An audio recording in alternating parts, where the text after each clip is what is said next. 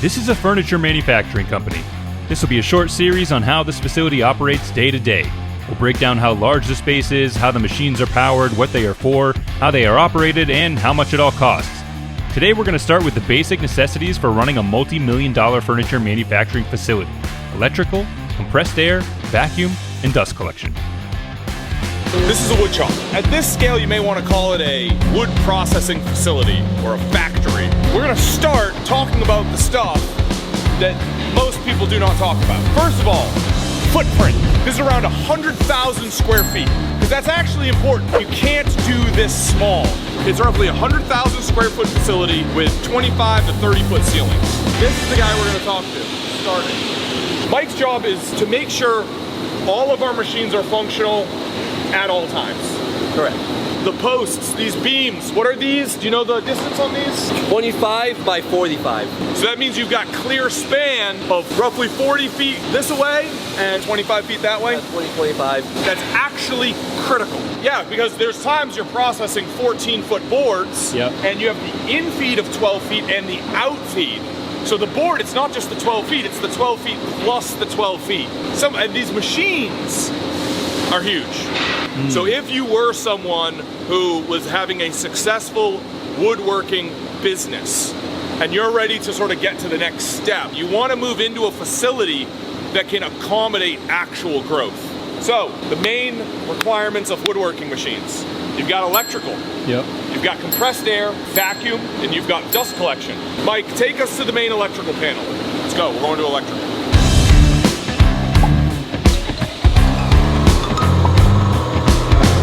A very, very, very large transformer. So this is great safety device here. Keeps everybody out. So if you see right here, this is telling you how many amps are pulling out. So now this is at 600 volts.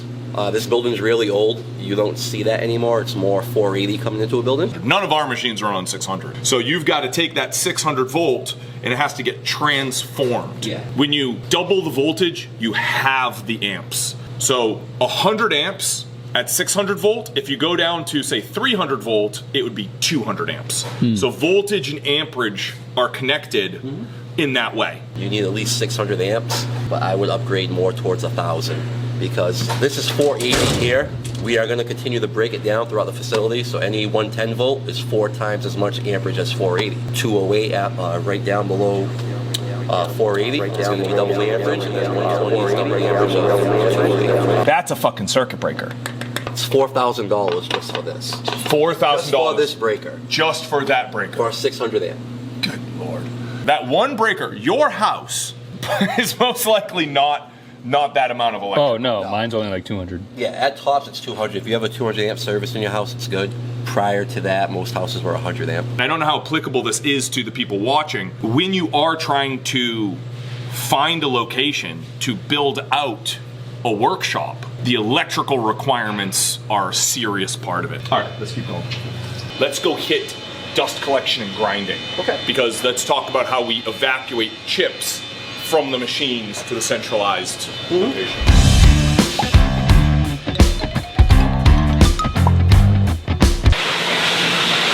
We'll come back.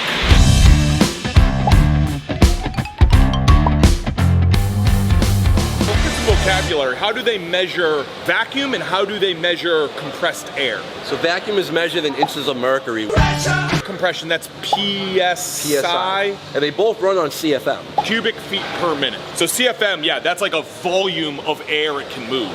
Isn't this air here? This right here is a mini air compressor. These are some smaller air compressors we just run the finish shop on. You don't want to run that risk and only have one air compressor, because if it goes down, then you're at the mercy of who could come here and fix it, how quick can they get parts, and then you're just not running. Smart way to do it is to have a second backup one, so if one breaks down, you can just fire up the other one and never, run out. This compressor is either on or off.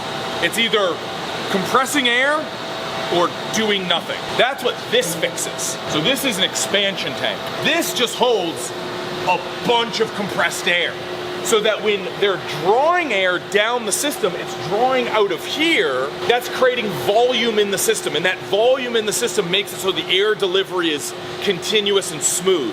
Right. So then this is really just sort of paying attention to the air pressure basically in here. And just like electricity, you got voltage and amperage. Air compressor, you got PSI and CFM. So your machine's gonna have those two, keys that it needs. It's gonna say, all right, this machine needs 20 CFM at 90 PSI. So we need to make sure that this can deliver that to the machine when we're sizing it. Question, what, and that's actually probably on this somewhere. 90 PSI. 90, there it is. Hey, so actually, I'm gonna go over there. I'm gonna shoot some air guns, and let's see if you can actually see it. Go down a little bit? Yeah, let's see. Grab that one. We're gonna see if we can. We're gonna shoot everyone say three.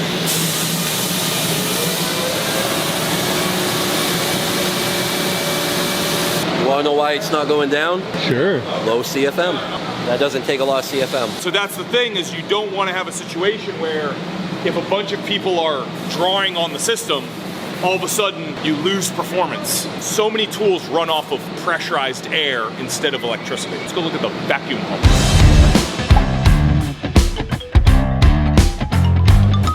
Going into the main compressor and vacuum room. Let's go in here. We bought this used, so this is a vacuum pump. We love it. In this tube, there's nothing. There's just nothing. It's vacuum. The whole point is to keep this pipe empty. So this is the output. So this is full of air, and this has no air. Okay. That's what this does. You can't feel it, Matt. Feel it. So much heat. Oh, yeah. This room is very hot. It is warm. It's a very hot room. That's why we busted a hole through the ceiling right there. Now, a lot of companies, what they'll do is they'll have their ventilation on a Flapper for a thermostat. A flapper, right? And what they'll do is during the winter, they'll pipe all of the heat into the building, and during the summer, they'll flip a switch and pump all of the heat out of the building. Compressed air, vacuum, electric. So basically what we're going over is like the battery to run everything that's going to be in here. It's like the prerequisite for all the machines you're about to see. And if any of those systems goes down, even one of them, most of these machines then are non-functional. Let's get out of here. Yeah, let's get out of here.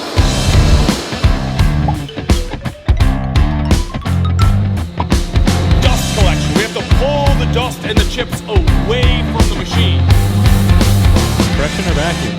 Well, this is actually, it's a type of, you would classify it as a type of vacuum. I mean, well, it's just moving air. That's this boy. This is a very large motor that is attached to a very large fan, and that fan spins, and that creates airflow into the fan and then out into a trailer. So this is a 40 horsepower. If it's running at 230 volt, it's 96 amps. If it's running at 460, it's 48 amps, depending on how it's wired. This is then going into two smaller compressors to push it out through the system. From here, it's going to go through the pipes, back down through the shop this way, as you can see in the ceiling.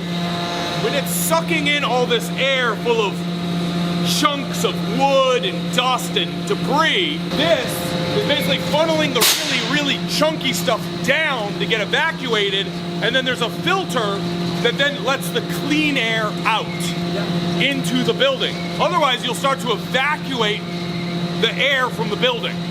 And then literally you can have like your windows break. That's why you need a filter to return the air, and that sound right there, that's it shaking the filter so it doesn't get clogged. What is that?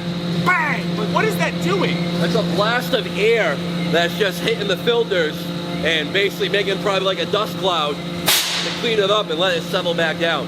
That goes off every 15 seconds. Because if that filter got clogged, we'd basically be evacuating air out of the building. Yep. And then that would fuck with stuff. And this system is also not only pulling from this grinder, it's pulling from our finger joiner and skip planer. Right. Some production facilities will have completely centralized dust collection, meaning there's one gigantic dust collector outside the building and it pipes to everything.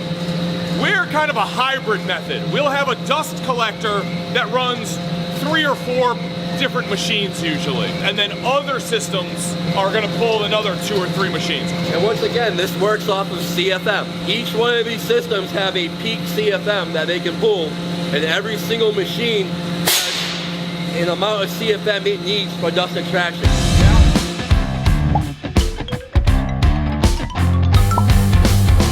Our total rent is $48,967 a month. Call it $50K a month. And our electrical usage is around $12K a month. So even if we just had nothing in here, obviously not counting the electrical, but Yeah, the just electrical the would space. go down. Right. Yeah, $50,000 a month just to do nothing. At least we fill it up. We do fill it up. A lot of love. Got a lot of love in these walls. So Lots of other stuff too, but a lot of poos. Anyway, now that we've covered the basics of the real estate and the utilities, the next step would be talk about milling. The step after that would be talking about joinery, like cutting into the wood, making it so it can fit together. Step after that would be assembly, and then the step after that would be finishing and boxing and shipping. 5 parts. That's part 1. sounds good. Give it to me. Come on. Give it. Yes.